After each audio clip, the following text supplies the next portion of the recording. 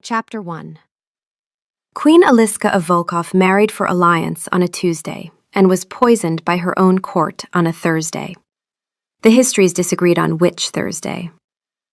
Callista adjusted her cotton conservation gloves. The parchment was 4 centuries old and would crumble at the touch of bare skin, made a note in the margin about confirming the source and cross-referencing the Vassic Chronicle, and turned the page.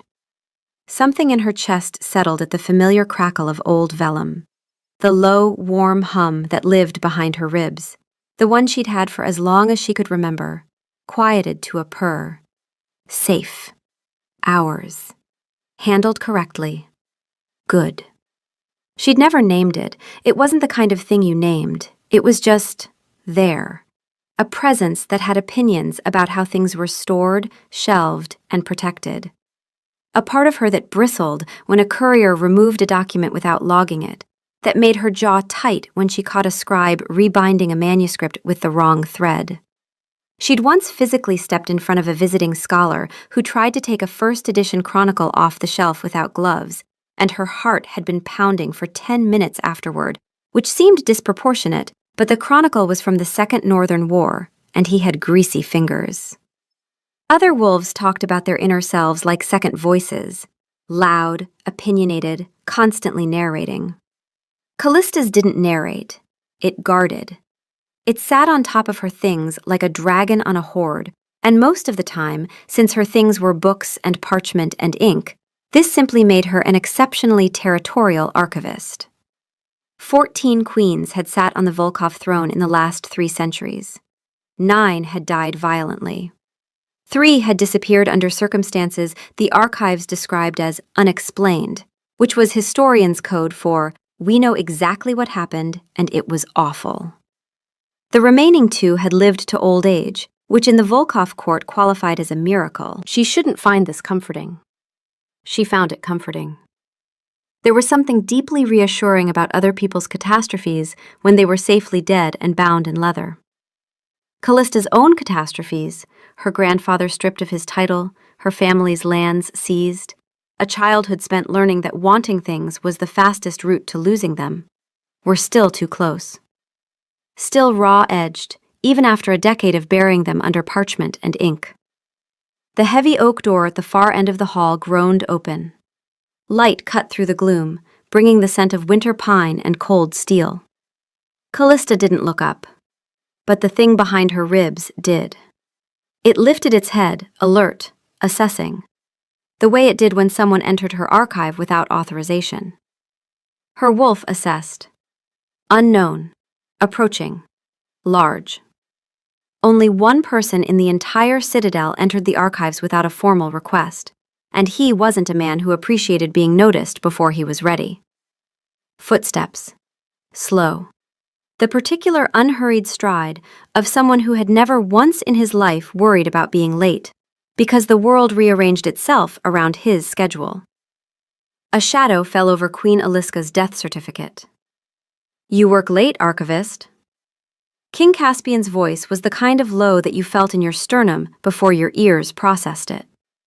It was the vocal equivalent of a large animal deciding whether to let you leave the clearing. Callista lifted her head.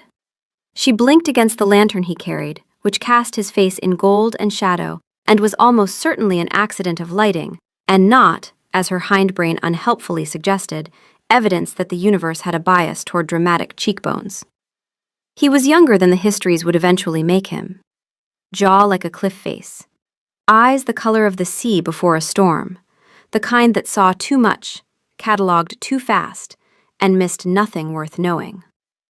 The presence behind her ribs performed a rapid inventory. Not a threat to the collection, not touching anything. Acceptable distance from the Vassic Chronicles. Stance, dominant but not aggressive. Assessment, tolerable. Then, quieter, almost reluctant, her wolf added, smells good. Callista ignored this. She ignored it every time he came to the archives, which was more often than a king should visit a room full of dead people's paperwork. History is never finished, Your Majesty, she said. It only gathers more dust. Something that wasn't quite a smile moved across his mouth. My counsel believes history is a weapon. They're not wrong. A well-placed fact can undo a treaty. A forgotten law can legitimize a throne. Or force a king's hand. His gaze swept the towering shelves. They've found a treaty, an old one, signed in blood by my great-grandfather. It promises the hand of the Volkov king to the firstborn daughter of the House of Dragas, in exchange for their allegiance in the Southern War. Callista's fingers stilled on the parchment. The House of Dragas. Hard people from harder territory. Their current alpha, Dragan, considered diplomacy a form of weakness, and his daughter Sevda was rumored to be his perfect echo. Beautiful, brutal, and about as warm as a glacier with a grudge. The thing in her chest shifted. Not alarm exactly, more like a sentry adjusting its grip. Someone is trying to take something from the archive. Not a book, bigger. Pay attention. She didn't know why her wolf categorized this as a threat to her domain. The king wasn't hers. The throne wasn't hers. None of this was hers. Her wolf disagreed, in its silent, absolute way, and offered no further explanation. The treaty was contingent on the Dragas clan losing their southern pass, she said. The knowledge surfaced without effort. She remembered everything she read. It was inconvenient approximately 80% of the time. They didn't lose it. The contingency was never met. The treaty is void. My counsel, Elder Ruja, specifically, interprets differently. She reads the allegiance as the core agreement, the contingency as a footnote. He paused. She also reads a king who is unwed and unbonded as a weakness in the bloodline. They're using history to write your future, Callista said quietly. And I need an archivist to write me a different one. The air between them changed. This wasn't a scholarly visit. Something in the way he held himself, the contained energy, the particular stillness that she'd learned to read in the way she read marginalia, looking for what was almost said, told her that whatever came next would be the kind of thing that didn't stay inside the archives. Your Majesty? The treaty has one loophole, a single clause even Ruja cannot argue. The pact is nullified if the Volkov heir is already bonded. He straightened to his full height, which had the effect of making the cavernous ceiling seem lower. Mated. Her heart thudded. But you're not. No, he said, I am not. The silence between those words and the next was long enough for Callista to mentally compose her own death certificate. Callista of House Moraine, cause of death? Agreeing to something stupid in a library. Her wolf, meanwhile, had gone very still. The way it went still when someone reached for a document it hadn't decided to release yet. I need a queen, he said, a temporary one. Someone who can stand beside me and make the court believe that I am completely, irrevocably devoted. Someone they'll look at and see not a political move, but a woman my wolf chose. You want me to pretend? Yes. The shelves seemed to lean in. Somewhere in the deep stacks, a book fell. Callista decided this was the universe offering commentary. Why me? Because you're perfect, he said, and the way he said it made it sound like a diagnosis. No powerful family to leverage the arrangement, intelligent enough to navigate the court. You know the history, the protocols, and his eyes swept over her plain wool dress and ink-stained fingers. You're unassuming. No one would believe I chose you for political advantage. They'll have no choice but to believe it's real. Unassuming. The word landed with the gentle thud of a compliment falling just short of its target. She was being selected for her strategic invisibility. Wonderful. Her wolf bristled. Not at the insult, at the assessment. He looked at us and saw nothing worth guarding. He is wrong. This is noted. He was asking her to lie to a court of wolves. Wolves who could smell fear, deception, and, the part that made this particular plan feel especially doomed, desire, or the conspicuous lack of it. What you're asking is treasonous, she said. To feign a royal bond? What they are doing is treasonous, forcing their king's hand, cornering the crown. The growl came back into his voice, something not entirely civilized. This is a proposition, archivist. Your family's lands, the ones stripped from your grandfather, will be restored. Your name honored. A life beyond these pages. The offer hit her harder than she expected. The lands, the name, the thing she'd spent 10 years pretending she didn't grieve. She thought of her grandfather's face the day they'd come for the deed. Dignified, silent, already smaller than he'd been that morning. She'd been 12. She'd promised herself she would get it back. She'd stopped promising herself things after that. Her wolf didn't stop. Her wolf had never stopped. It had simply redirected, guarding parchment instead of land, protecting ink instead of name. A small territory, but hers. Now someone was offering to give the real thing back. And when it's over, we stage a quiet separation. You retire to your estates, wealthy and respected. I deal with my council. A gilded cage for a dusty one. She looked down at the death certificate of Queen Aliska, who had probably been offered something similar, and thought, but the new cage has sunlight, and your current cage smells like mildew. The performance would have to be convincing, she said, and couldn't believe the words were leaving her mouth. Flawless, he corrected. Every glance, every touch. The word touch hung between them like a lit fuse. She had the sudden, visceral awareness that she had not been touched by another person in a meaningful way in approximately 3 years, and that this was probably going to be a problem. Her wolf had an opinion about this. 3 years is too long. This is a security failure. Unguarded perimeter. Unacceptable.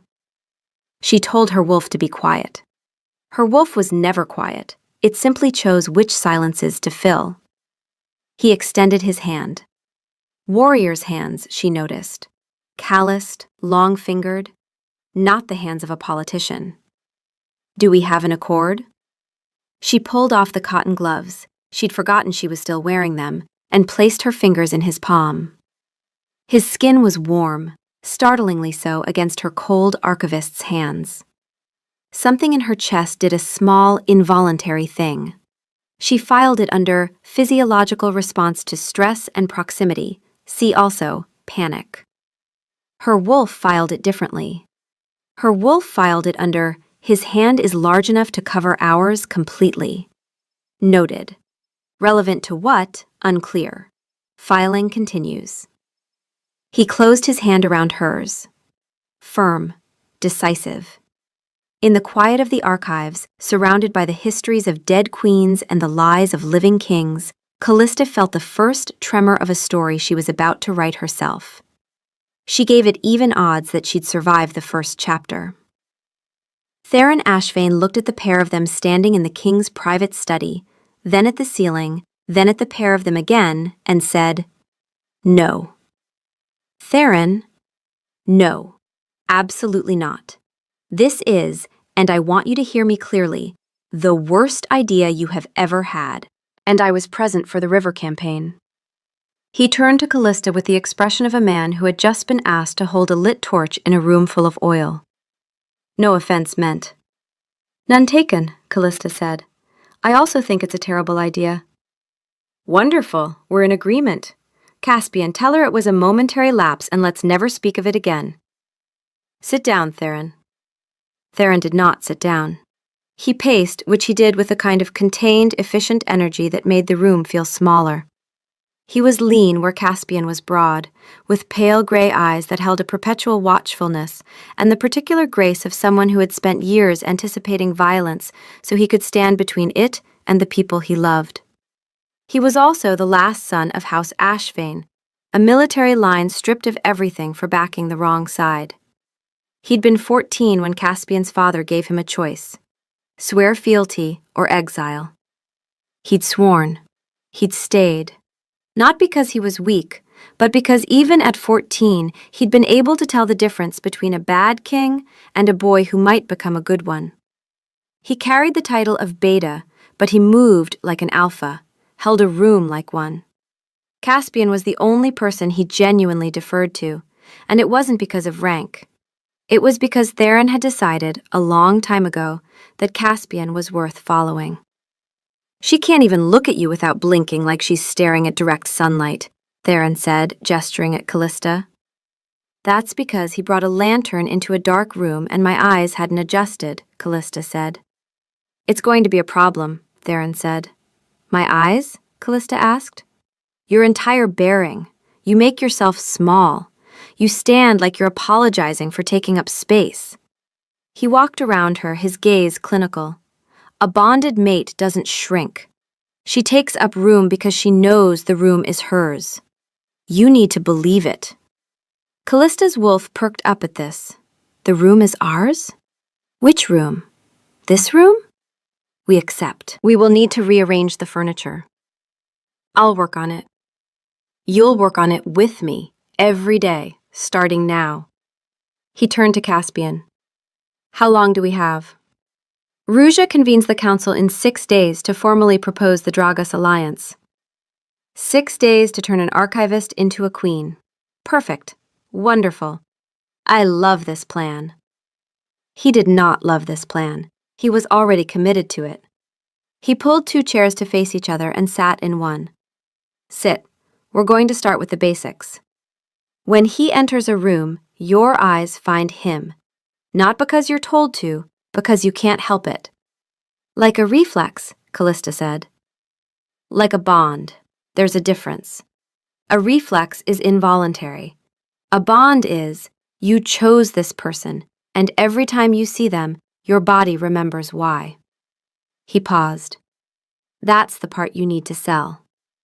"The part where my body remembers why I chose the king?" she repeated flatly. "The king I met 4 hours ago? In a library?" "Now you see my concern." There was a moment of silence. Then Caspian, who had been standing by the window with his arms folded and his expression carved from something harder than patience, said, "Tell her about the scent." Theron closed his eyes. "Right, the scent problem." "What scent problem?" "Bonded pairs carry each other's scent. Not as a perfume, it's deeper than that. It lives in the skin, the hair, the clothes. A wolf who is truly bonded smells like 2 people who have been sleeping in the same space, wearing each other's things, breathing the same air." He opened his eyes. "You smell like paper and lavender. He smells like pine and cold metal. Together, you smell like 2 strangers who got lost in the same corridor." "So what do we do?" "You wear his cloak, starting now. You use soap from his chambers. You sleep with his spare furs on your bed."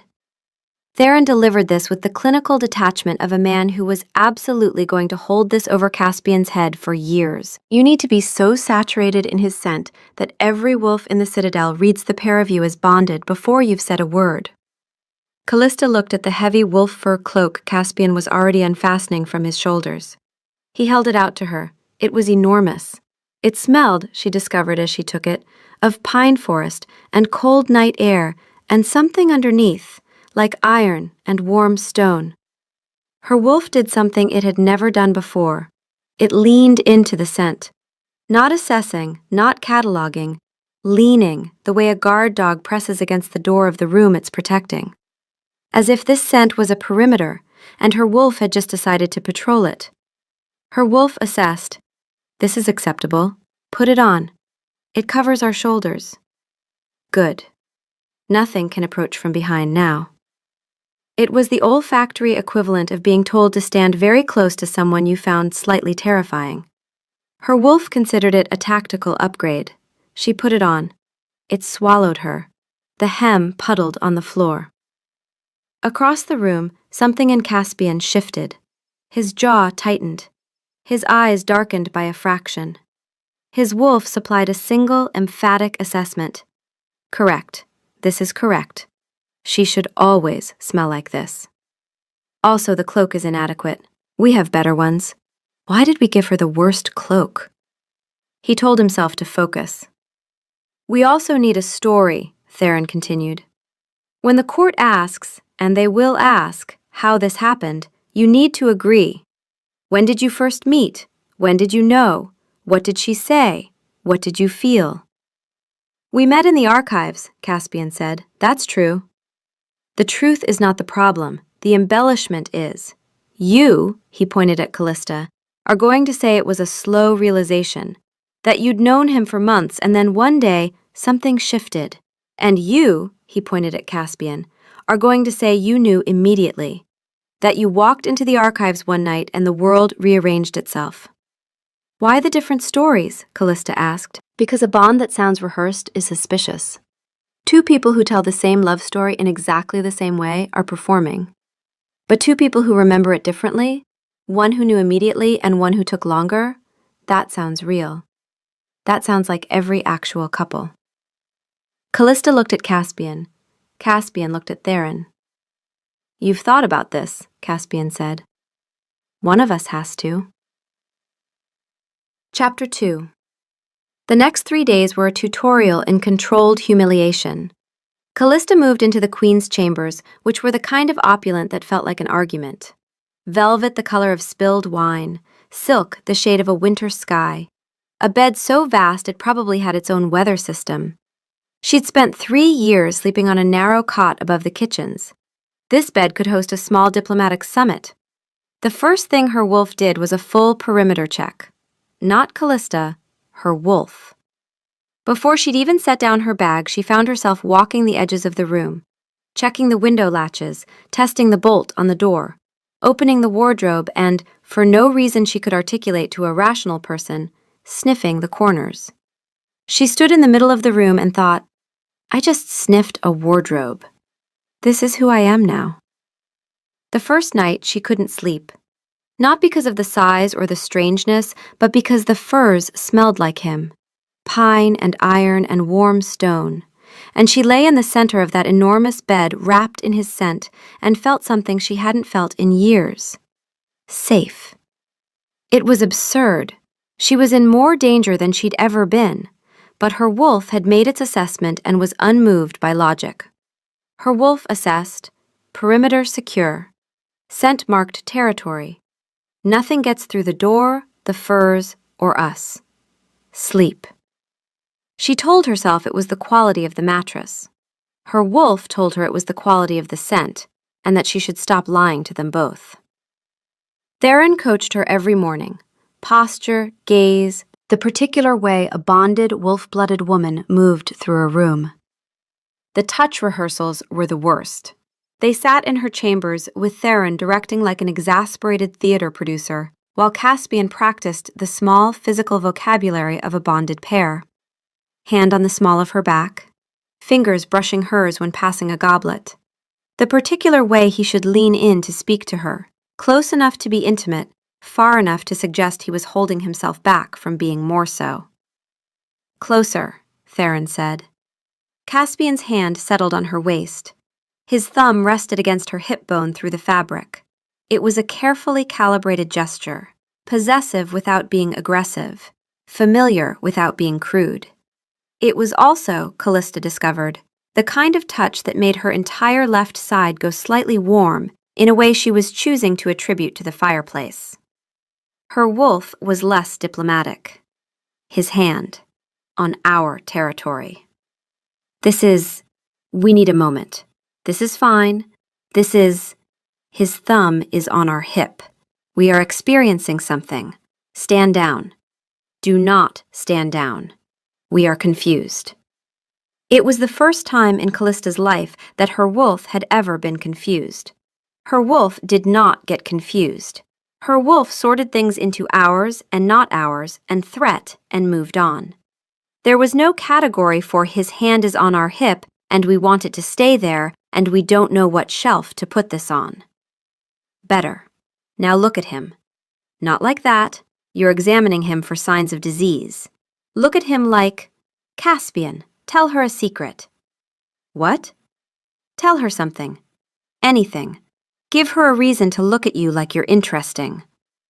I once got sick on my first hunt, Caspian said after a pause, in front of the entire court. Callista blinked. Then, involuntarily, the corner of her mouth twitched. How old were you? 15, old enough to know better. What happened? The deer fought back. The twitch became a small, surprised smile. It was the first genuine expression she'd made in his presence that wasn't fear or scholarly neutrality.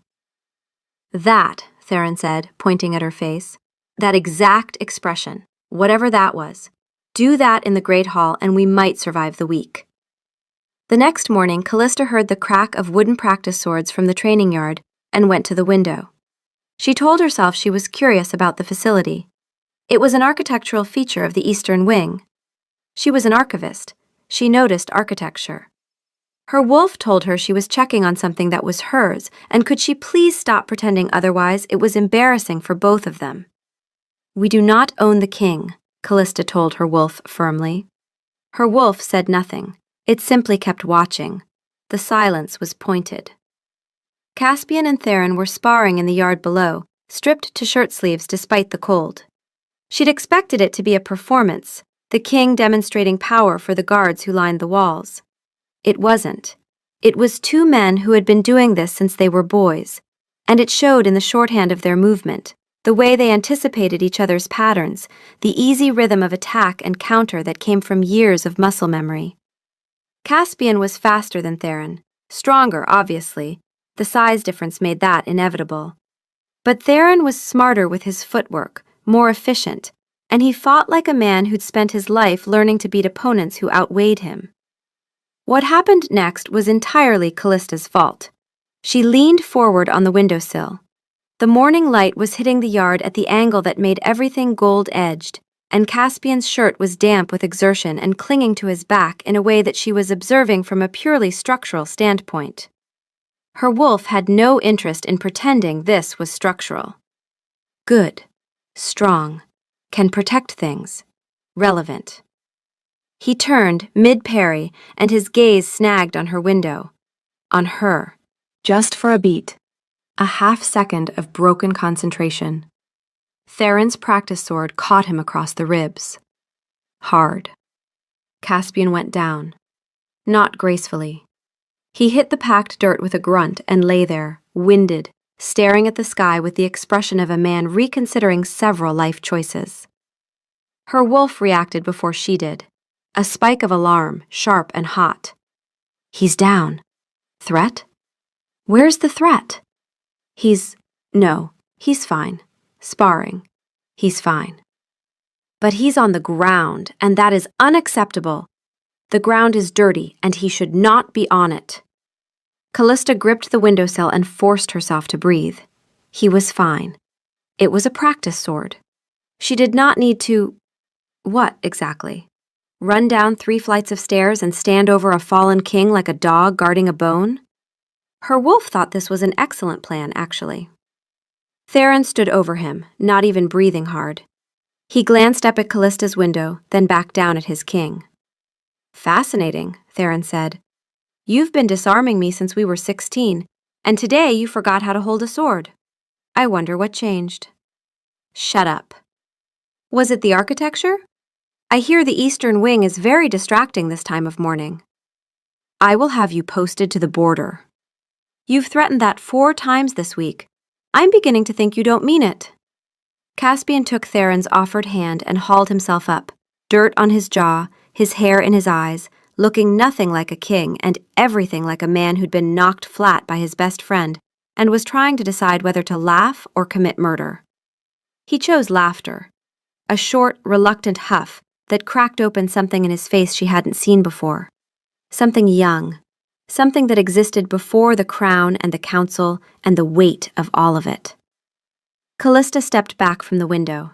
Her heart was doing something she couldn't file under stress response or proximity effect or any other clinical term she'd been using to keep herself organized. Her wolf couldn't file it either.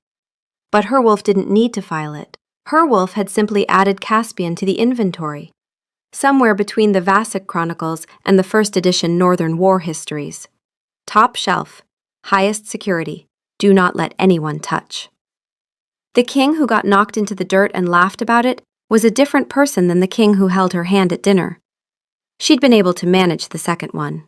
He was impressive and terrifying, and she could keep him at a careful distance inside her own head. The man in the dirt? She could not manage. The man in the dirt was someone she wanted to know. And wanting things, as she had learned at great cost, was the first step toward losing them. She went back to her research. She did not look out the window again. She looked out the window again. Her wolf was already looking. In the library that afternoon, he found her on a ladder, reaching for a high-shelf tome on Drabis territorial law. "You could ask a servant," he said. He was sitting at the reading table nearest her ladder, which was not where he'd started. He'd started at the table by the window, 6 feet away. Over the past hour he had moved. First the chair, then his papers, then the inkwell, then himself, so that he was now positioned directly between her and the door. He hadn't noticed himself doing this. She had. She had also noticed that he'd rearranged the 3 books she'd left on the table so they were aligned with the edge, spines facing outward, sorted by date. She hadn't asked him to do this. She suspected he hadn't realized he'd done it. Her wolf noticed it too, and had an opinion that arrived with the force of a gavel. He organized our books. He sorted them. By date. We need to sit down. No, we are on a ladder. We need to stay on the ladder and think about what just happened. He touched our things and improved them. This was, in her wolf's hierarchy of meaningful events, roughly equivalent to a marriage proposal. "You are going to be a problem," Callista told her wolf. Her wolf was too busy staring at the sorted books to respond. "Servants don't know which edition I need." She stretched. Her sleeve slid back, revealing the underside of her wrist. The thin skin, the faint blue map of veins, the pulse beating steadily beneath. He looked at that pulse and his entire brain went briefly, catastrophically offline. The wrist. We need to be closer to the wrist, for security purposes. The wrist is vulnerable and unprotected, and this is a threat assessment. We are assessing threats. He turned away and gripped the edge of a reading table until the wood creaked. "Something wrong?" she asked, climbing down. "You're researching Draga's territorial law." "Someone should. Your counsel isn't going to stop because you announced a bond. Ruja will want proof. I'm finding us ammunition." She set the book on the table, her expression shifting into the particular focus that came over her when she was working. Sharp, absorbed, alive in a way she wasn't when she was performing queenliness. "There's a secondary clause, not in the main treaty, in the territorial compact that preceded it. The Dragas alliance was conditional on mutual defense. They invoked it once, 60 years ago, and Volkov refused. Your great-grandfather refused." She looked up. "That refusal is technically a prior breach. If Volkov broke the compact first, the marriage clause built on top of it has no foundation." He stared at her. She'd been in the library for 2 hours, and she'd found something his entire council had missed for weeks. "You're certain?" "I've cross-referenced 3 sources. I need 1 more to be airtight. But yes." She pushed a stray lock of hair behind her ear. "I'm certain." Her wolf sat back, satisfied. Threat identified. Threat neutralized. The collection is protected. And then, softer, in a register Callista almost didn't catch. "He is looking at us. He sees us now. Good. He should see us. We are not unassuming." Something caught her attention then, a scent, faint, coming from the corridor. Candle wax and old stone, and something underneath, sharper, like anger held too long. She glanced toward the door. There was no one there. Her wolf lifted its head. Someone was here, recently. Hostile intent. The scent is wrong. She shook it off. Almost. As she turned back to her research, something else registered. Small, easily dismissed. She knew he was still watching her before she looked. Not from sound or movement, from something directional, a faint warmth at the back of her neck, like standing near a banked fire. She attributed it to the afternoon sun and moved on. They looked at each other. The performance fell away for a moment. No court watching, no choreography, just two people in a library, one of whom had just saved the other's kingdom with a footnote. "Thank you," he said. He meant it for the research. He meant it for more than the research. "Don't thank me yet. We still have to survive the council." Chapter 3. The evening of the first public appearance, Callista stood in front of her mirror in the deep forest green of the Volkov banner and thought, "You are going to die in this dress." Her wolf thought, "We are going to kill anyone who tries." This was new. Not the protectiveness. Her wolf had always been protective. But the scope had changed. She used to guard documents, shelves, the quiet sanctity of the archive. Now her wolf was running a security assessment on an entire great hall and finding it tactically deficient. Callista stared at her reflection and thought, "My wolf is planning a military defense of a dinner party." Caspian arrived at her door, black from throat to boot, broken only by a silver wolf head clasp. He looked like a weapon someone had dressed up for dinner. He stopped in the doorway. His gaze moved over her, the green dress, the Volkov colors, the way she stood like a woman preparing for a siege rather than a meal. Something softened at the edge of his mouth. "You look the part," he said. "I'm not sure I can play it." For what it's worth, I once had to greet the Dragas envoy with a black eye because Theron hit me in the face during training the morning of the summit. I told them it was a hunting accident. Dragan told me I should hunt smaller animals. He paused. "I'm saying that confidence is mostly a matter of walking forward while terrified and hoping no one checks." It was such an unexpected thing, the king of Volkov offering her a story about his own humiliation as comfort, that she felt something in her chest unlock by a fraction.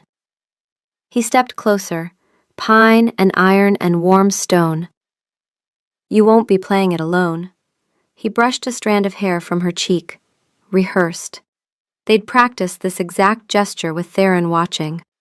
But Theron wasn't watching now, and the touch landed differently without an audience, lighter, slower, like he'd forgotten the choreography and was just touching her.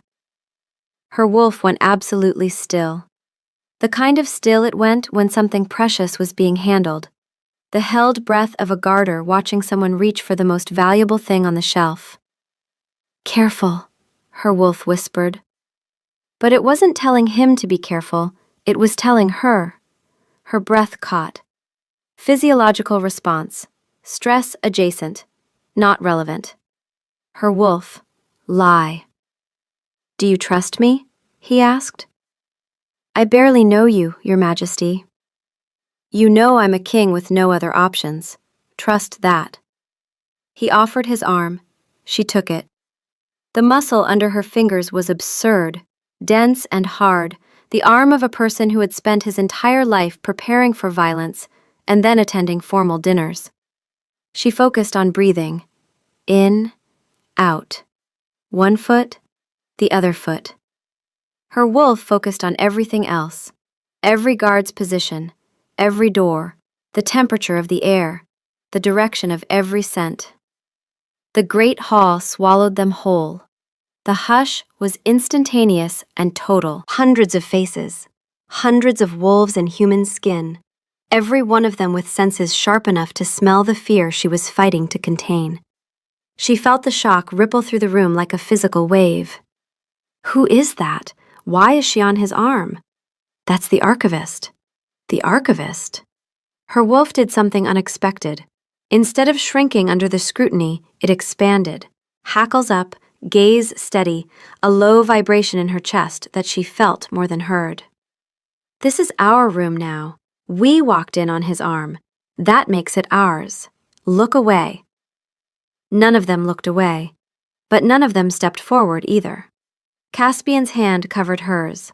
His thumb began a slow stroke across the back of her hand.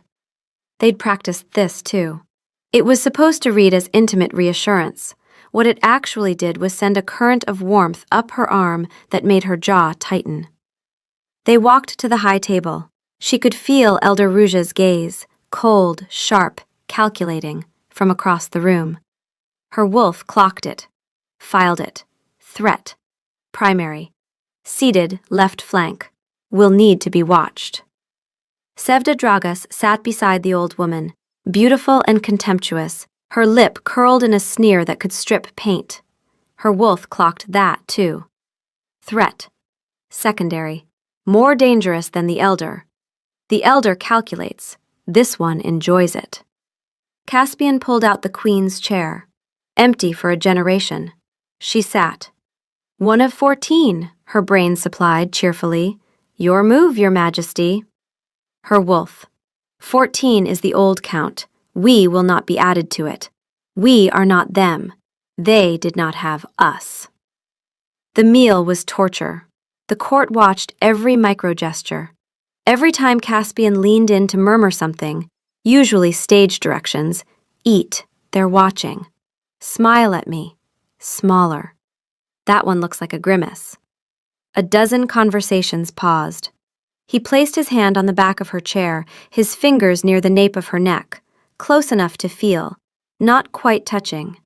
It made every nerve ending in that patch of skin stand at full attention. Her wolf considered the proximity of his hand to her neck, one of the most vulnerable points on a wolf's body, and instead of alarm, felt something that could only be described as approval.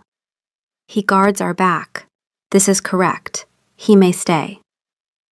Halfway through the meal, Caspian left the table briefly to speak with a border captain near the door. Callista kept eating, kept smiling, kept performing. But the moment he moved away, something in her chest shifted. A subtle wrongness, like a compass needle losing north. She knew the exact moment he turned to come back before she heard his footsteps. The wrongness corrected itself. She told herself it was hypervigilance. She was in a room full of hostile wolves. Of course she was tracking the one person on her side. Her wolf said nothing. Her wolf was learning not to explain things Callista wasn't ready to hear. But Caspian was fighting a different war. From his side, the hall was a sensory assault. He could hear her heartbeat, fast, frightened, steady enough to pass. He could smell her beneath his own scent on the cloak, paper and lavender and something under it like clean earth after rain. Tonight it was louder, closer, demanding attention in a way that had nothing to do with their arrangement. He needed to escalate the performance. Your hands are cold, he murmured.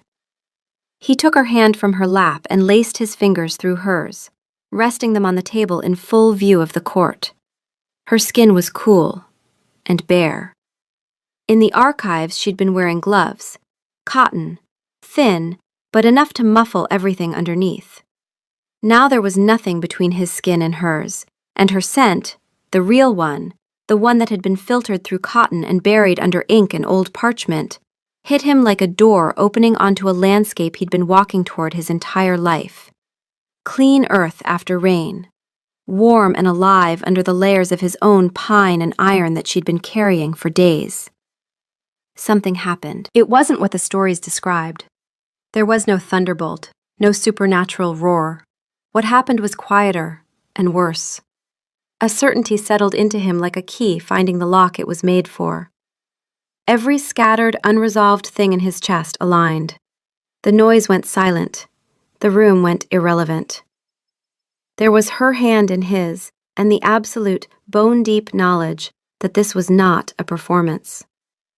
Oh, supplied the deepest part of him, with the unhurried satisfaction of an assessment finally confirmed. Yes, obviously. We knew this. We knew this before the cloak. We knew this in the archives when she corrected us about the treaty. Everything before this was logistics.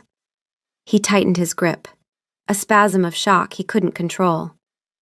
Callista felt the grip change. She glanced at him, brow furrowed, her intelligent eyes asking a question she didn't know the shape of. Her wolf noticed the grip change, the spike in his scent, something new underneath the pine, something raw and enormous. Her wolf cataloged it with the precision of an archivist handling a document she'd never seen before. Unknown, significant, related to us. File under urgent, do not discard, Revisit immediately. She felt nothing supernatural. To her, this was a warm hand holding her cold one. A good performance. But something else happened that she would only understand later. His thumb pressed against the inside of her wrist, and for a single beat, she felt his pulse through her own skin. Not heard it. Felt it. Two rhythms, briefly synchronized, before hers scattered back to its own pattern. She blinked, looked down at their joined hands, looked up. He was already standing, pulling her up with him. The hall went silent. "The Queen is weary," he said, his voice rougher than he intended. "We retire." He didn't wait for a response. He walked her out of the hall at a pace that was approximately 2 steps faster than dignified, through the doors, into the empty corridor, where he dropped her hand and leaned against the cold stone wall, like a man who'd been punched in the chest. Her wolf felt the separation like a door slamming. Why? Why did he let go? He was holding. This is wrong. The hand was correct. Put it back. "What happened?" Callista asked, pulling back. "You're shaking." "I'm fine," Caspian said. "You're not fine," Callista shot back. "You just dragged us out of dinner in front of the entire court. That wasn't in the choreography." "I improvised," he said. "You're a terrible liar for a king." Footsteps behind them. Theron materialized from the shadows with the specific expression of a man who was already composing the lecture. "Well," he said, looking at the pair of them, Caspian white-knuckled against the wall, Callista standing 2 feet away with her arms crossed. "That was dramatic. The entire court now believes you dragged your new mate off to ravish her, which I suppose is one way to sell the bond." "Theron," Caspian started. "Congratulations on the most unhinged dinner exit in Volkov history," Theron said. "I'll add it to the archives." "I need to speak with you," Caspian said. "Alone." Callista looked between them. She was an archivist. She read the spaces between what was written. Something had happened in that hall that she hadn't been able to see, and Caspian was holding it in his jaw like a wolf holding a bone. Her wolf didn't want to leave. Her wolf wanted to stand between Caspian and the wall and guard. The urge was so strong that she actually took a step forward before she caught herself. "He is not a manuscript," she told her wolf. "He is not a first edition. We do not guard kings." Her wolf's response was the emotional equivalent of a very slow, very deliberate blink. "We do now." "I'll be in my chambers," she said, "plotting my survival." She walked away, her green dress whispering against stone. That night, she woke at 3 a.m. with her hand pressed flat against the stone wall that separated their chambers. She had no memory of moving from the center of the bed. Her palm was warm against the cold stone, as if she'd been holding it there for a long time. She pulled her hand back, stared at it, went back to sleep. Her wolf had been awake the entire time, palm side down against the wall, and did not comment. Caspian waited until her door closed. Then he turned to Theron and said very quietly, "It's real." Theron went still. "What's real?" "The bond. The mate bond. She's—" He couldn't finish the sentence. He pressed both palms flat against the wall as if trying to push through it. "When I took her hand, in the hall, it arrived." Theron stared at him for a long time. 3 seconds, 5, 10. "So," he said eventually, "the woman you selected specifically because you felt nothing for her, the woman you chose because she was strategically unassuming and politically irrelevant, that woman is your actual fated mate?" "Yes," Caspian said. "The fake bond is a real bond," Theron repeated. "Yes. And she doesn't know." "She felt nothing," Caspian said. Another long silence. Theron leaned against the opposite wall, crossed his arms, and looked at the ceiling with the expression of a man mentally drafting his resignation. "This is the worst thing that's ever happened to you. And you once fell off a horse in front of the Dragas envoy. I'm aware. Does she know what you are? What you're actually feeling? No, and she can't. If she finds out the bond is real, she'll bolt. She agreed to a performance, not a marriage. The word fell like a stone in water. The arrangement stands, Caspian said, his voice tight with the effort of being the king instead of the man whose entire body was screaming at him to go back to that corridor and find her. She doesn't find out. We proceed as planned. The bond, the real one, is my problem. Your problem, Theron repeated. Your problem is that you're a wolf who has found his mate and is about to spend every waking hour in her company pretending you haven't. That's your problem. I've handled worse. No, you haven't. Theron pushed off the wall. I'm in. I've always been in. But if this breaks you, I need you to tell me before it breaks the kingdom. Deal? Caspian met his eyes. Deal. Theron nodded once and walked away.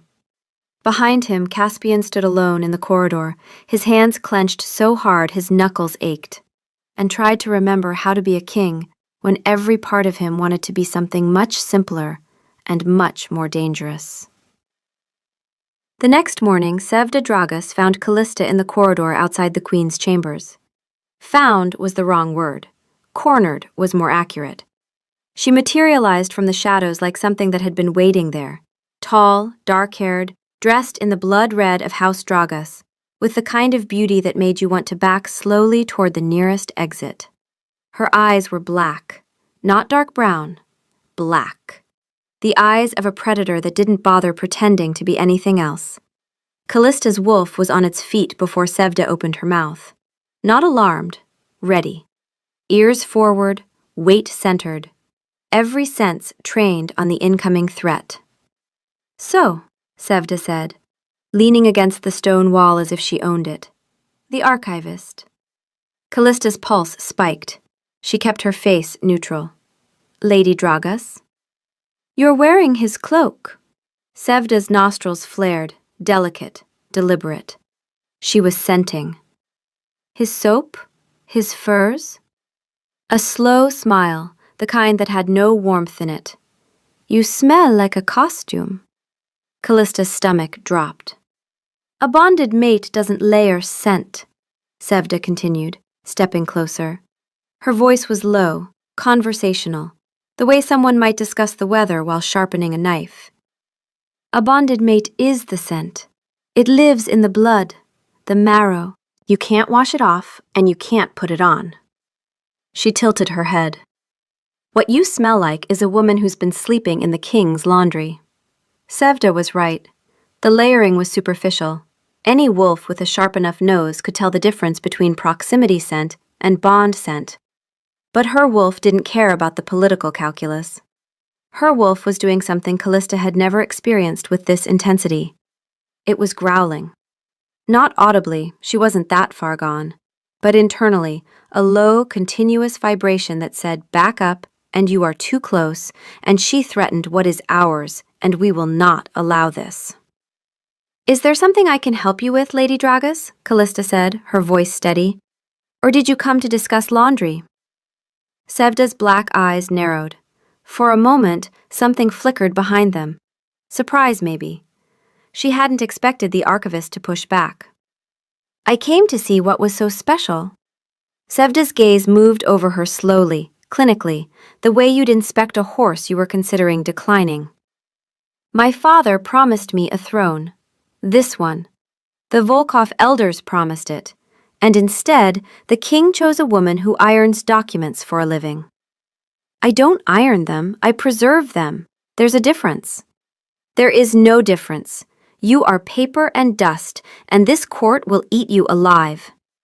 She leaned in close enough that Callista could smell her. Smoke and iron and something feral. Enjoy the bed, archivist. It won't be yours for long. She turned and walked away. Every step a declaration of war. Callista stood in the corridor, her back against the cold stone, and let herself breathe. Her hands were shaking. Not from fear. Her wolf was raging. Not the cold, strategic assessment it usually ran. This was something older and hotter. Sevda had walked up to the thing Callista was guarding, this fragile, insane, temporary arrangement that somehow contained her grandfather's lands and her name and a king who sorted her books, and had tried to take it. Her wolf's response was simple and absolute. She does not get him. She does not get this room. She does not get the furs or the name or any of it. Ours. Callista pressed her palms flat against the stone wall. It's not ours, she told her wolf. It's an arrangement. Temporary. We give it back in 6 months. Her wolf said nothing. The silence was the loudest thing Callista had ever heard it say. She went back into her chambers. She closed the door. She sat on the edge of the bed and pressed her hands against the furs, his furs, and told herself the trembling in her hands was adrenaline. Her wolf pressed closer to the scent. Ours. Quiet now. We have it. We guard it. Nothing else matters. She did not think about why the furs helped. She did not think about why her wolf, which had spent 10 years guarding ink and paper without complaint, had just reclassified a living, breathing king as the most important thing on the shelf. Chapter 4. On the 3rd day, a courtier named Julien, young, ambitious, transparently fishing for gossip, approached them in the garden. "Your Majesty, my lady," he said, bowing, "the court is fascinated by the romance. When did you first realize—" He left the question hanging, a baited hook. Caspian opened his mouth. "The moment I walked into the archives, I saw her and—" "It was gradual for me," Callista said at the same time. They looked at each other. "She took longer to come around," Caspian said smoothly. "He's being generous. I thought he was there to complain about a citation." Julien's eyebrows rose. "A citation?" He'd been referenced in a chronicle of the Northern Campaign as Caspian the Younger. He took exception. This was a complete fabrication. Caspian had never once visited the archives to complain about a citation. But the lie was so specific, so mundane, so exactly the kind of thing a king would be petty about, that Julien laughed and believed every word. Later, when the courtier was gone, Caspian looked at her. "Caspian the Younger?" "It was the first thing I thought of. I'm going to find that chronicle and burn it before someone checks. It doesn't exist. Then I'm going to burn whatever chronicle is closest to it, on principle." Her wolf's hackles went up so fast, Callista nearly choked. "Burn? A chronicle? Absolutely not. We will die on this hill. No one burns anything in the archive. Not the king, not anyone. She laughed. Not the polished laugh she'd been practicing for court, a real one, startled out of her by the collision between Caspian's deadpan outrage and her wolf's genuine panic over a hypothetical book burning. It was small and warm, and it changed her whole face. The guarded, careful archivist disappeared for a half-second, replaced by someone quick and bright and unguarded. He watched it happen like a man watching the sun come out, and the part of him that cataloged everything filed this under important. Make this happen again. Investigate methods. Humor appears to be the mechanism. We are not funny. This is a tactical problem. He gave her a flower from the garden wall. A single flower. A weed, technically. We conquered the northern ridge at 17, and this is our offering. Inadequate. Perhaps a wing of the palace. She would use it for the archives. Practical and territorial. Better. He gave her the flower. She smelled it. Her wolf immediately cataloged the scent and filed it under his, outdoor, alive, keep. The council session was a war fought with chairs and silence. Caspian on the obsidian throne. Callista in the queen's seat beside him, her spine straight, her hands still, looking like a woman who had spent her life in rooms like this. She hadn't. She'd spent her life reading about rooms like this. But the translation, it turned out, was surprisingly direct. Her wolf had been running a threat assessment since they'd entered. Ruja, primary, heart rate elevated. Sevda, secondary, scent too controlled, masking something. 3 elders on the right, neutral, leaning hostile. 2 guards by the door, loyal. 1 by the window, unclear. The resolution of these readings had sharpened, the range had expanded. It was as if her wolf had been running at half capacity for a decade, and something had recently, she didn't want to think about what, upgraded the system. Ruja rose. Your Majesty, the Dragas alliance is vital. Alpha Dragon's patience is not infinite. We must formalize the union. She still did not look at Callista. The omission was its own insult. The alliance is off the table, Elder. The treaty, Ruja began. Caspian cut her off. Is void. But since you've raised it, he didn't look at Callista. He didn't need to signal her. She already knew. Callista stood. The room went very still. Council members did not stand unbidden. Queens who had not yet been formally bonded certainly did not stand unbidden. The breach of protocol was so startling that even Ruja's composure cracked for a half-second. Elder Ruja, Callista said, her voice carrying with a clarity that surprised even her. The treaty you reference was built on the Dragas Territorial Compact of the Third Southern War, a mutual defense agreement. Under that compact, Volkov was called upon to defend the Dragas Southern Pass 62 years ago during the Sereni incursion. She paused. The room was not breathing. Volkov refused. King Aldrich, His Majesty's great-grandfather, denied the call. The refusal is documented in the council minutes of the 43rd year, the Sereni war correspondence, and the Dragas formal protest filed with the Interpack Tribunal. She let that sink in. A prior breach of the foundational compact invalidates all subsequent agreements built upon it, including the marriage clause. Silence. Deep, ringing silence. Ruja's face was a study in controlled fury. The archivist plays at law. The archivist reads law, Elder. There's a difference. Her wolf was fully online, every sense razor sharp, reading the room the way she read a contested document. Ruja's hands were gripping the table. Her scent had shifted. The controlled elder was cracking, and underneath was something acrid and desperate. She doesn't have the evidence. She knows it. She'll try intimidation next because the facts have failed her. Callista could hear Ruja's heartbeat. Fast, uneven. That's called fear, her wolf supplied with a bright, fierce satisfaction. We did that. Our knowledge. Our preparation. She came for what is ours, and she will leave with nothing. Callista wanted to bare her teeth. She actually wanted to. The urge was so strong she had to consciously unclench her jaw. Her wolf thought this was a missed opportunity. If the council wishes to verify the sources, they're in the archives, Section 12, Shelf 9. I've marked the relevant passages. She sat down. Caspian had not moved. His expression was the mask of a king, impassive, regal, giving nothing away. But beneath the table, where no one could see, his hand was gripping the arm of his throne hard enough to dent the wood. His instincts were silent, completely, utterly silent.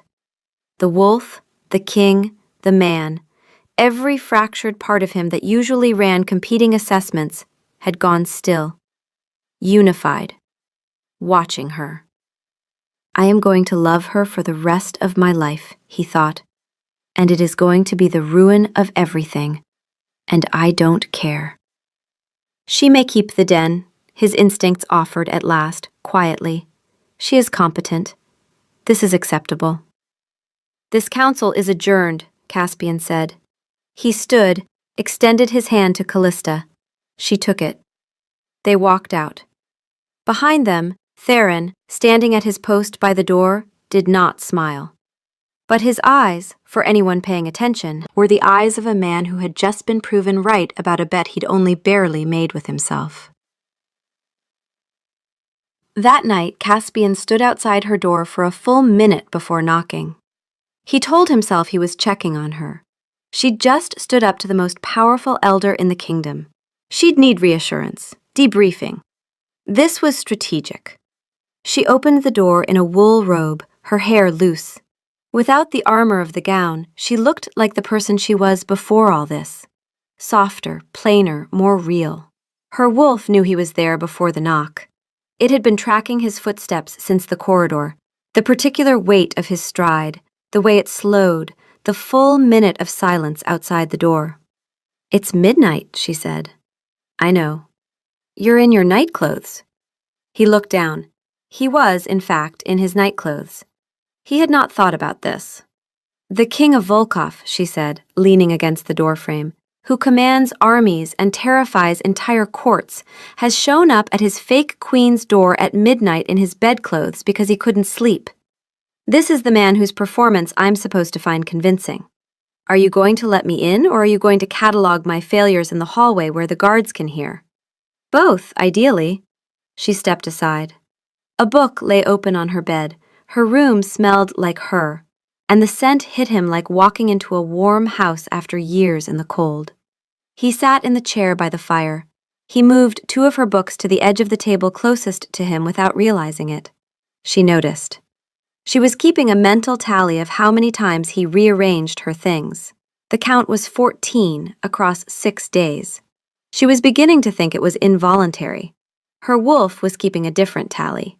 "He moves our things closer to him. He is collecting us. He does not know he is doing it. This is important. We don't know why. It is important." "She'll retaliate," Callista said, sitting on the edge of her bed, tucking her legs under her. "Ruja, I humiliated her in front of the council. She won't forget that. She won't. How worried should I be?" "You should be aware, not afraid. There's a difference." "When this is over," she said, and her voice caught. A hairline fracture in the careful composure. "When it's done and I go to my estates and you're free, will anyone remember that I did this? Not the performance, the real work, the treaty research, the council." The question landed in the center of his chest. "I'll remember," he said. "That's not what I meant." "I know what you meant." He looked at her. "You're asking whether you'll matter after." She flinched, barely. A micro-movement that someone without wolf-sharpened eyes would have missed entirely. Her wolf flinched too, because after meant leaving, and her wolf, which had spent 6 days expanding its perimeter from a single archive room to an entire wing of the citadel, from dusty manuscripts to a living king, was confronting for the first time the fact that the arrangement had an end date. "We will have to give it back," her wolf realized. The furs, the room, the sorted books, him. The grief hit so hard and so fast that Callista stopped breathing. He could have told her the truth. He could have told her that she already mattered to him in a way that had nothing to do with the arrangement and everything to do with a bond she couldn't feel. He could have told her that the thought of her leaving, walking away to restored estates, wealthy and respected and gone, made something in him go very cold and very still. He didn't. Instead, he stood, crossed the distance, and tucked a strand of her dark hair behind her ear. Not rehearsed, not for an audience. His fingers grazed the shell of her ear, and the warmth of her skin against his calloused fingertips was so quietly devastating that he had to hold his breath. She didn't pull away. Her eyes searched his face with the particular focus she usually reserved for contested documents, looking for what was between the lines, what the author didn't intend to reveal. Her wolf went perfectly, absolutely still. The stillness of a garter in the presence of the thing it has decided to protect above all else. No assessment, no catalog, just him, close, warm, and the terrifying knowledge that if someone tried to take this away from her right now, she would not step aside. She would not step aside. "You're doing it again," she whispered. "Doing what?" "Being something other than what you're telling me you are." He leaned in, his gaze dropped to her mouth. The distance between them collapsed to inches. He could feel her breath warm against his jaw. He was going to kiss her, and it was going to ruin everything. And he didn't care, because the alternative was not kissing her, and that was somehow worse. The pounding at the outer door cracked the moment in half. Theron's voice stripped of all warmth and humor. "Caspian, now!" He jerked back. The king reassembled itself over the man in the space of a heartbeat. He crossed the room and opened the door. Theron, white-faced, eyes sharp with alarm. The western watchtower, there was a fire, a diversion. Pyotr, one of Ruja's personal guards, was intercepted scaling the exterior wall toward the queen's chambers. He was carrying a blade treated with nightshade oil. The words took a moment to land.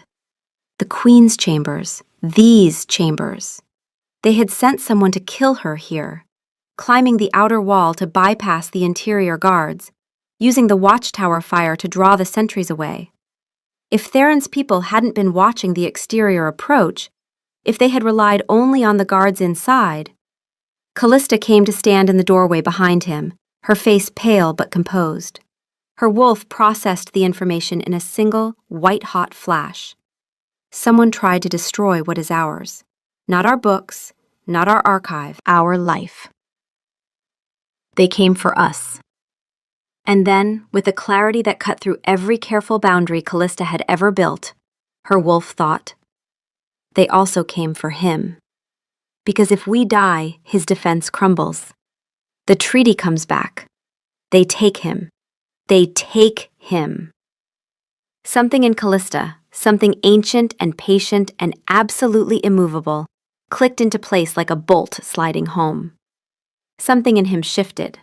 Not his wolf. He was done thinking of it as something separate. This was him. All of him. Every civilized layer, every political calculation, every carefully maintained restraint, all of it burned away in a single clarifying blaze of rage. His eyes went gold. "Bar this door," he said to Theron. His voice was low, distorted, a register that belonged to something older and less forgiving than a king. "No one in or out until I return." "Caspian, Callista." He turned to her. In the gold of his eyes, she saw something that made her breath stop. Not fury, but a devotion so absolute it looked like madness. "Stay, please." Her wolf screamed at her to follow him, to guard him, to put herself between him and whatever was out there in the dark. The urge was so violent, so total, that her hands shook with the effort of staying still. He was gone before she could answer. Theron stared after him, then looked at Callista. "Get away from the door," he said, his voice gentle in a way she hadn't heard from him before. "He'll come back." "What's he going to do?" Theron didn't answer. He didn't have to. Callista stepped back into her chambers. The door closed. She stood in the center of the room, her arms wrapped around herself, and listened to the citadel. She heard things she shouldn't have been able to hear. As if her wolf, denied the ability to physically follow him, had extended every sense like a net, casting outward, searching. Footsteps, rapid, in the lower corridor. A door breaking, not opening, breaking. The crack of wood splintering under force. A voice, raised, then cut short. Silence. A long stretch of it, thick and suffocating. She sat on the edge of the bed. She pressed her hands flat against the furs and felt the ghost of his warmth still living in the fabric. Her wolf pressed into it, desperate, straining, guarding the only piece of him still in the room. She wasn't afraid. That was the part that didn't make sense. Someone had tried to kill her, and she wasn't afraid. She was angry, not for herself, for him, for the fact that they'd forced his hand, backed him into the version of himself he kept locked away. She was furious that he was out there in the dark, becoming something that would cost him, and she couldn't stop it. Her wolf was beyond anger.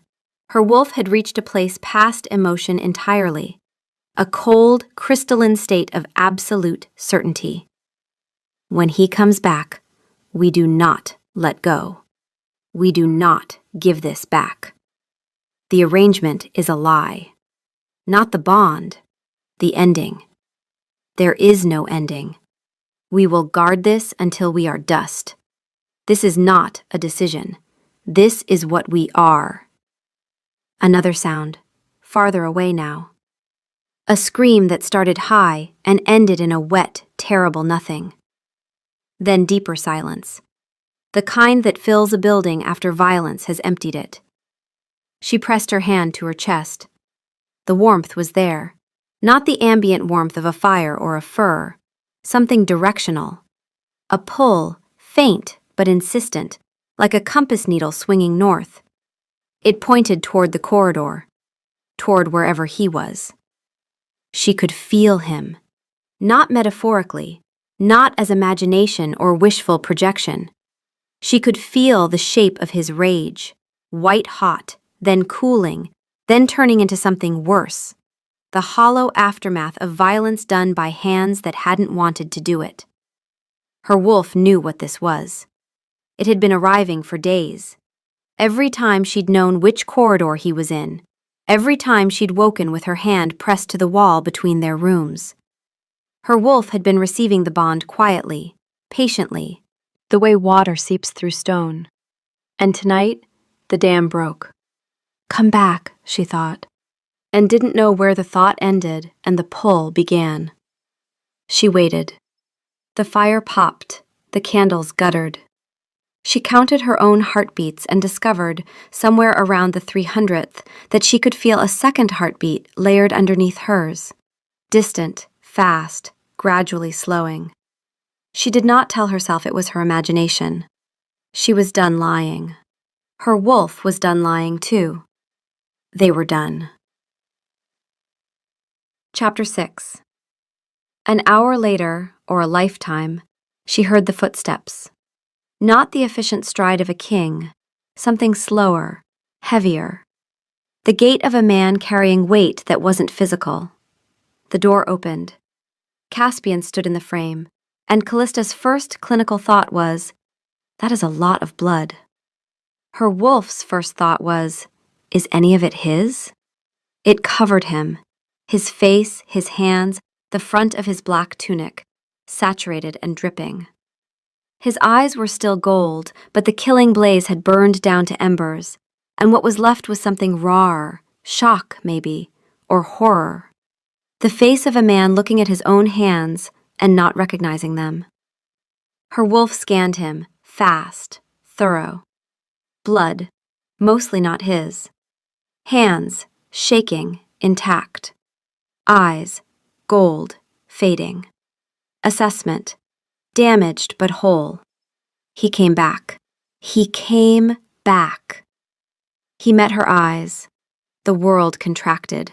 Scholar and killer. Fake queen and the king who had just ended lives for hers. He stepped into the room, swayed, caught himself on the doorframe. Callista, he said, and her name came out broken. She didn't run. She didn't scream. She walked toward him barefoot on the cold stone and stopped close enough to smell the iron on his skin. She reached up and wiped a smear of blood from his cheek with her thumb, gently, as if cleaning the margin of a damaged manuscript. It was the most real touch that had ever passed between them, unhurried, unself-conscious, with no audience and no choreography. Just her hand on his face and the truth of what he was. He broke. His knees hit the stone floor. His head bowed until his forehead nearly touched her hands, a surrender so complete it was its own kind of violence. The king, the wolf, the man, all of it, brought to its knees by the ferocity of what he felt. They tried to kill you, he whispered. My mate. He said the word, not the performance word, the careful lie they'd been selling to the court. The real word, the one from the legends. It fell into the blood-soaked air between them and stayed there, heavy and undeniable. The warmth in Callista's chest flared, sudden, fierce, so vivid it stole her breath. And her wolf, Her wolf that had guarded and catalogued and defended for 10 quiet years rose up and answered, not with words, with something older than words. A recognition that started in the marrow and worked outward, flooding every nerve, every sense.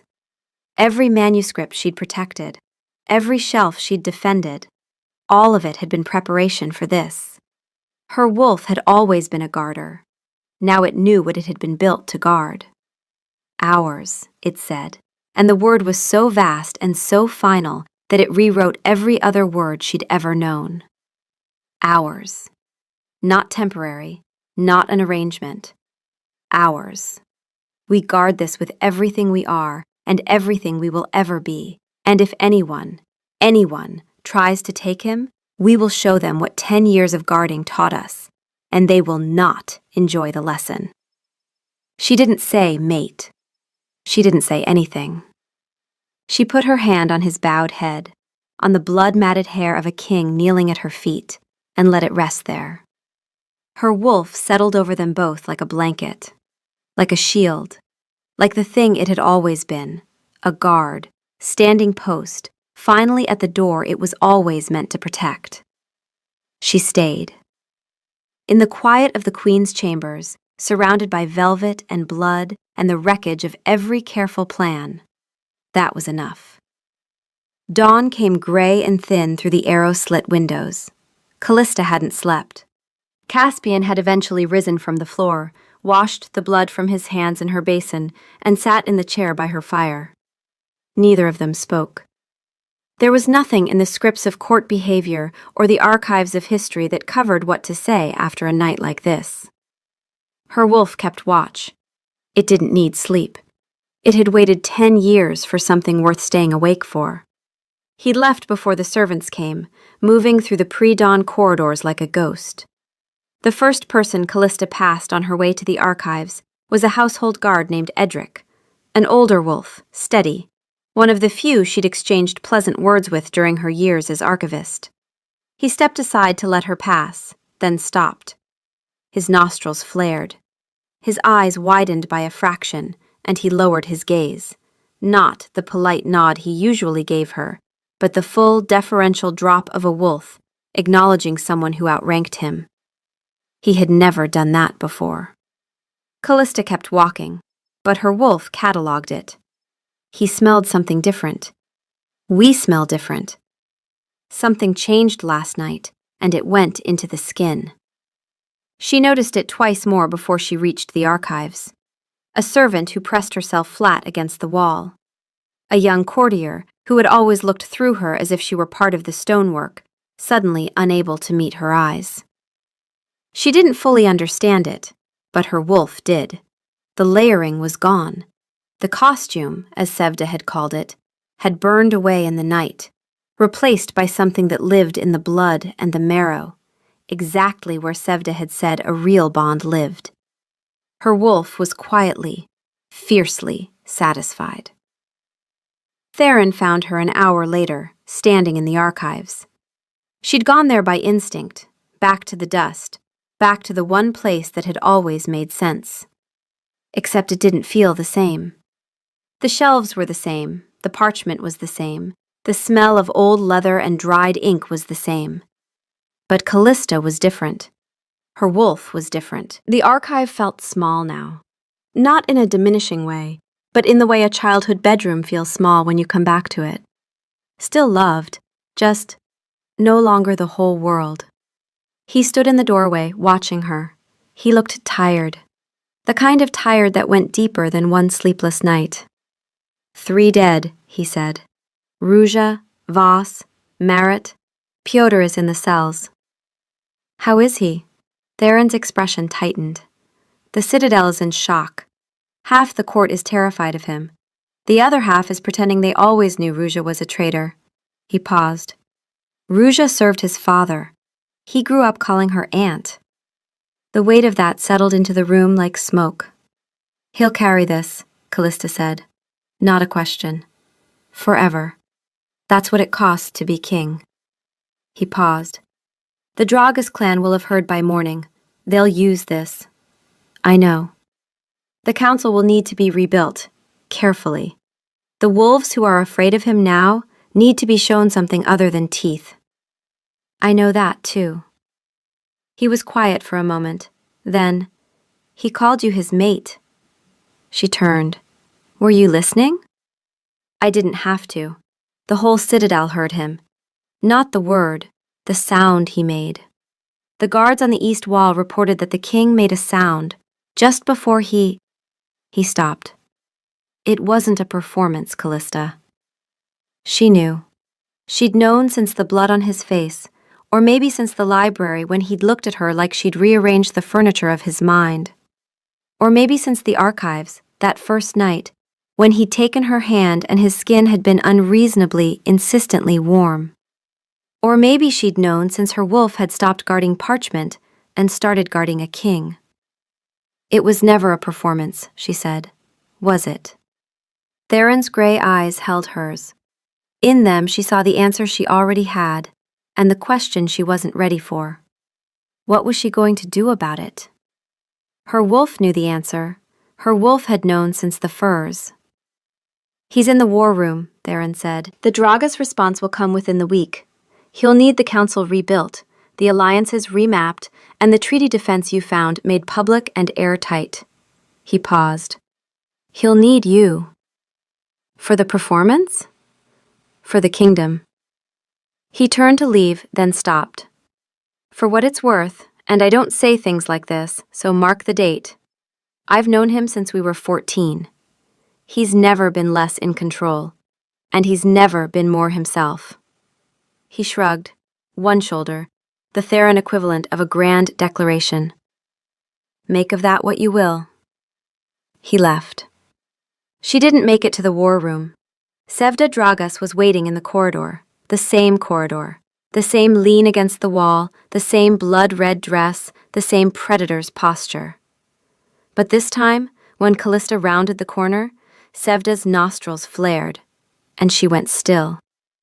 Not the calculated stillness of a woman preparing an insult, something raw, something involuntary. Her black eyes widened by a fraction, and for the first time since Callista had met her, Sevda Dragas looked uncertain. She was scenting, and what she found was not a costume. Callista didn't stop. She walked past Sevda the way she'd walked past an improperly shelved volume, noting the disorder, choosing not to address it, moving toward something more important. Archivist? Sevda said. Her voice had lost its lazy contempt. What remained was flatter, warier. Callista paused, turned, looked at Sevda with the calm, assessing gaze of a woman who had spent the night with a king's blood on her hands and discovered that she was not, in fact, made of paper and dust. Lady Dragas, she said, you mentioned last time that a bonded mate is the scent, that it lives in the blood. She held Sevda's gaze. Was there something else you wanted to discuss? Or has the laundry satisfied your curiosity? Sevda said nothing. Her jaw tightened. Her hands, at her sides, curled into fists. Callista turned and walked away. She did not look back. Her wolf looked back. Her wolf always looked back. Her wolf looked back and memorized the exact expression on Sevda's face, the moment a predator realized it had been outranked, and filed it under satisfying, reference as needed. Callista stood alone in the archives one last time, surrounded by the dust of centuries, and pressed her hand to her chest where the warmth still lived. She could hear, 2 floors above and behind a stone wall, the steady rhythm of a heartbeat that she had no business being able to hear. She knew whose it was. She'd always known. The dust had stopped being enough. The question was whether she was brave enough to want something that could be taken away, something messy and blood-stained and terrifyingly alive. She thought of her grandfather's lands. She thought of every queen who had walked into a court and not walked out. Then she thought of a king on his knees, saying mate like it was the only true thing he'd ever said. Her wolf settled in her chest like a fire banking for the night, warm, steady, certain. We guard this. We have always been guarding this. Every book, every shelf, every locked door. It was all practice. We are ready now. She picked up a fresh piece of parchment, dipped her quill, and began to write a different kind of history. Epilogue. It happened in stages. The first was scent. Not the costume, not the borrowed cloak and the furs and the soap that Sevda had seen through like glass. This was something else. It started the morning after the assassination, when Callista walked into the war room and Caspian looked up from the map table. He didn't speak. He didn't need to. The moment she crossed the threshold, something in the air between them shifted, a warmth that had nothing to do with the fire in the grate. By the end of the first week, Theron stopped wrinkling his nose. "You don't smell like his laundry anymore," he said, in the same tone a man might use to comment on the weather. "You smell like each other. It's nauseating. Congratulations." Callista's wolf preened. Her wolf had been waiting for this confirmation with the patience of an archivist verifying a primary source. Documented, corroborated, filed under permanent. The scent deepened over days. It wasn't something either of them did on purpose. It lived in proximity, in the hours spent side by side rebuilding the council, in the arguments over treaty language that lasted until the candles guttered, in the moments when his hand found the small of her back as they walked the corridors, and neither of them mentioned it. The court noticed. Wolves always notice. The guards who had once nodded politely at the archivist now dropped their eyes when she passed. Not from fear, from recognition. She carried the king's scent in her blood, and her own scent had woven into his so thoroughly that the old wolves, the ones who remembered real bonds from before the political marriages hollowed the tradition out, began to whisper a word that hadn't been used sincerely in the citadel for a generation. True bonded. Her wolf heard every whisper and catalogued them all. Correct. They are correct. We could have told them weeks ago, but wolves are slow learners. The second stage was territory. It started small. His hand on her chair during council meetings, not on the back of it, but on the arm, where her sleeve ended and her wrist began. His thumb tracing the vein there, absently, while he argued border policy with men twice his age. Callista lost the thread of 3 separate negotiations because of that thumb. Then the sleeping wall. She stopped pretending she hadn't been pressing her palm against it every night. He stopped pretending he hadn't been doing the same thing from the other side. One night she heard his breathing through the stone, slow, deliberate, as if he was matching it to hers. The next morning, the door between their chambers was unlocked. Neither of them discussed who had unlocked it. Her wolf walked through it first, obviously. Her wolf had been scratching at that door for weeks. He was sitting by the fire, reading a border report, and when she appeared in the doorway in her nightclothes, he looked up with an expression that was trying very hard to be kingly and failing comprehensively. "The door was open," she said. "It was. Did you unlock it?" "I don't recall." "You're a terrible liar for a king." "So I've been told." She sat in the other chair. He went back to the report. Her wolf curled up, metaphorically, somewhere deep in her chest, and for the first time since the fake bond had begun, felt something it had never felt before. Home. That became the pattern, the reports by the fire, the silence that didn't need filling, the slow gravitational drift from 2 chairs to 1, from sitting beside him to leaning against him, from his arm across the chair back to his arm across her shoulders, from pretending this was strategy to admitting it was need. The third stage was the mark. It happened in the archives of all places. She was reaching for a shelf, a high one, the old Dragas territorial records she needed for the council brief, and he was behind her before she registered his footsteps. His hand closed over hers on the shelf's edge, his chest against her back, his breath at the curve where her neck met her shoulder. "Caspian," she said. A warning or an invitation. She wasn't sure which. "I know," he said. His voice was wrecked.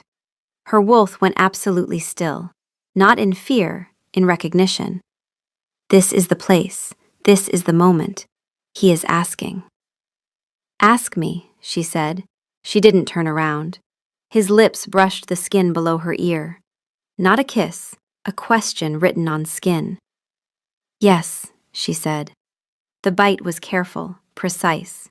Not the savage thing the old stories described, a wolf claiming territory with blood and force. This was deliberate, his teeth against her pulse point, pressing just hard enough to leave a mark that would darken over the next hour and never fully fade. A scar that said, "This one is guarded." Her wolf howled, silent, internal, enormous, a sound that filled every corridor of her chest and rattled the shelves of every archive she'd ever built inside herself. Finally, we have been waiting. This is ours, and he is ours, and we are done pretending. The mark changed everything and nothing.